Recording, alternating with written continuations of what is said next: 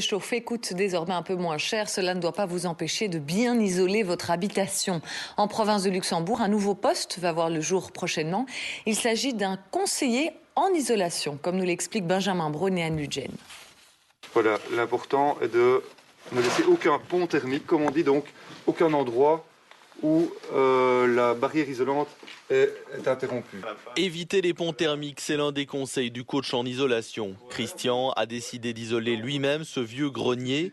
Méticuleux, pas question pour lui de se lancer dans ses travaux sans l'expertise d'un professionnel. Il existe toute une panoplie de matériaux différents pour le moment pour l'isolation. C'est le choix des matériaux, c'est la mise en œuvre. Et alors, à un certain moment, il faut quand même contrôler ce qu'on a fait pour être sûr que le travail soit correctement réalisé. Malgré les primes, malgré les économies potentielles, en Wallonie, plus de 60% des logements ne sont toujours pas isolés. Un tiers des pertes de chaleur s'effectue par le toit.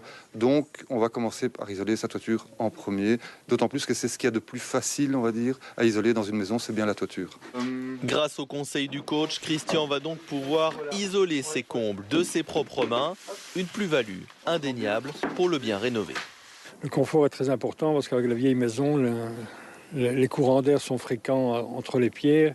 Et donc l'isolation va permettre justement de limiter tous les courants d'air de la vieille maison et en même temps faire des économies, bien sûr.